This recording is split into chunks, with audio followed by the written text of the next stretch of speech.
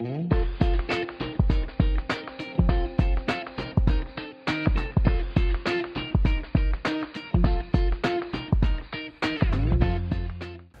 nous sommes tous convaincus que demain, la chirurgie ambulatoire sera la pratique habituelle pour l'ensemble de l'exercice de la chirurgie. Et c'est vrai que les résultats de la région Île-de-France sont déjà extrêmement bons. Comme l'a mentionné Elise Blairy tout à l'heure, l'ORCA a été créé par Jean-Pierre Béthou et Claude Évin en 2015. Et je vais vous présenter le travail de l'ORCA en 2017-2018 et peut-être l'évolution, parce que bon, tous les groupes de travail ont tendance à évoluer et c'est un bien. Alors je ne reviens pas sur finalement ce qui était notre objectif initialement. En fait, la cheville ouvrière de l'ORCA et le bureau de l'ORCA, composé de 12 membres que vous voyez ici, très actifs, sans eux, l'ORCA n'existerait pas et je les en remercie. Donc en fait, il y a 4 axes prioritaires sur lesquels on a travaillé que je vais détailler très brièvement. Premier axe qui est le lieu d'échange. L'ORCA est un lieu d'échange, a été un lieu d'échange à travers une réunion plénière qui était organisée annuellement avec des représentants d'établissements, de l'ECPM, des fédérations publiques, privées et à but non lucratif. Et donc nous avions une réunion annuelle au cours de laquelle il y avait des échanges, il y avait beaucoup de diffusion d'informations et puis un retour sur les appels à projets. Donc on présentait les appels à projets qui ont été budgétés par l'ARS Île-de-France. Donc ça, c'était le premier niveau de travail en commun. Demain, nous, ce qu'on vous propose, c'est d'élargir. Il y a 151 établissements qui pratiquent de la chirurgie. Tous ne pratiquent pas de la chirurgie ambulatoire, mais demain, tous pratiqueront de la chirurgie ambulatoire. Donc on a besoin de l'avis de ces équipes chirurgicales. Donc on va élargir et chacun des établissements devra être, aura la possibilité d'être représenté dans cette assemblée générale, réunion plénière. Les usagers, les personnes les plus importantes n'étaient pas très présents, donc nous souhaitons qu'ils soient présents.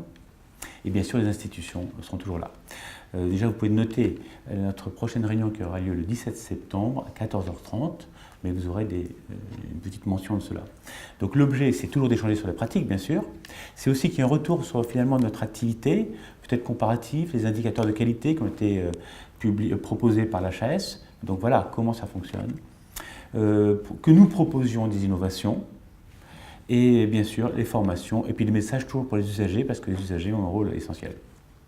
Alors, notre rôle était d'accompagner les équipes pour la mise en œuvre de la chirurgie ambulatoire avec 2 outils principaux. D'abord le site, et le site est facile il est très bien positionné sur Google. Vous tapez ORCA chirurgie ambulatoire, immédiatement vous tombez dessus, donc c'est bien. Et il y a beaucoup d'outils pratiques, les chemins cliniques, la charte, des exemples, comment calculer notre taux d'ambulatoire, et ainsi de suite. Donc profitez-en. Les formations, et ainsi de suite. Alors les ambassadeurs, c'est un sujet qui est important aussi. En fait, on a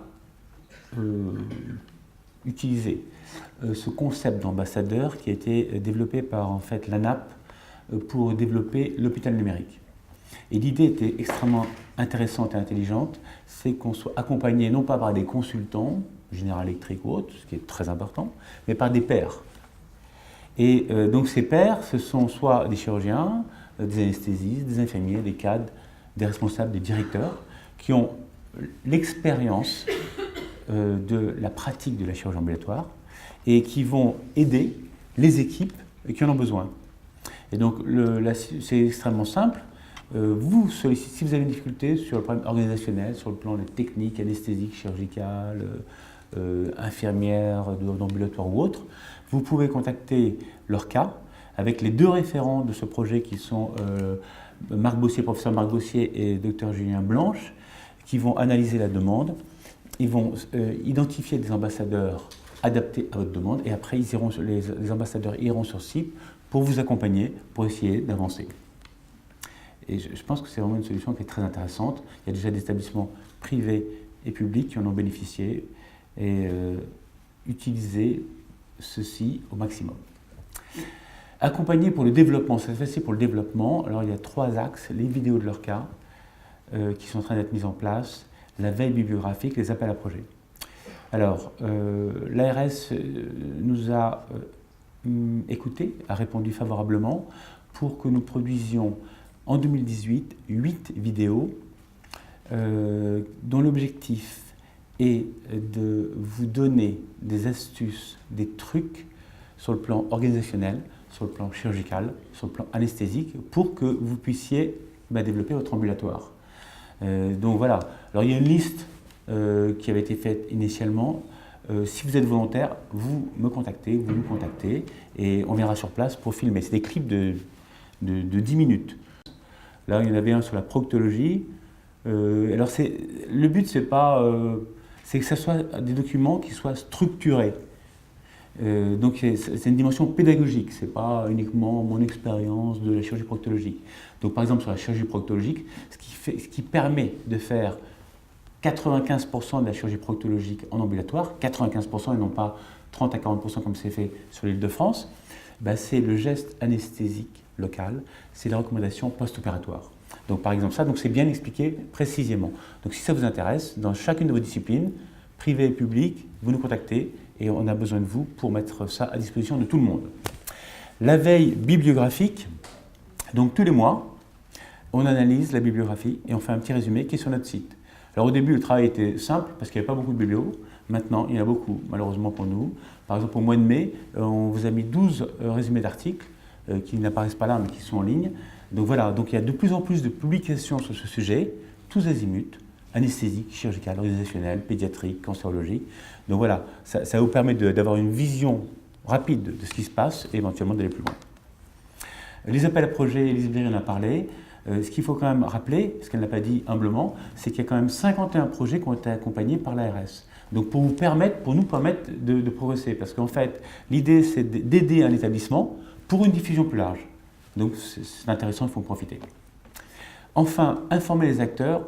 Finalement, au début, c'était logique, on a essayé d'aider les équipes chirurgicales, anesthésiques et chirurgicales et infirmières, pour mettre en place la chirurgie ambulatoire dans ces équipes, dans ces unités de chirurgie ambulatoire. Mais maintenant, il faut que ce soit utilisé.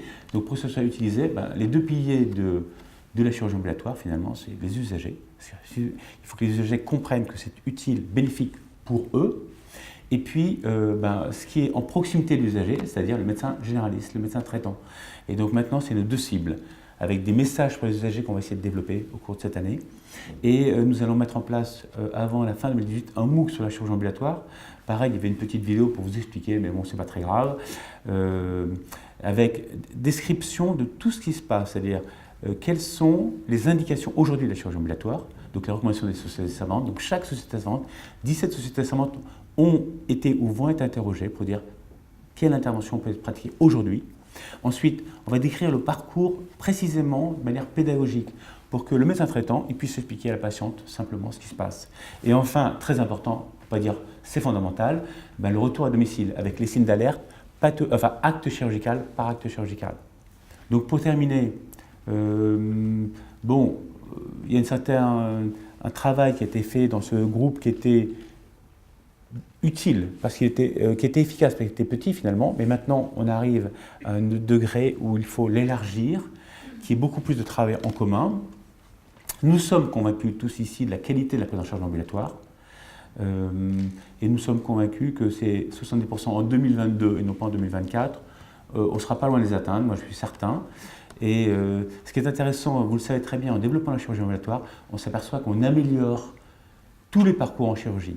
Donc ces deux messages, développer l'activité en chirurgie ambulatoire et finalement améliorer la prise en charge chirurgicale, c'est les deux messages vraiment importants qu'il faut garder en esprit et que nous avons tous, et on a besoin de vous pour avancer ensemble.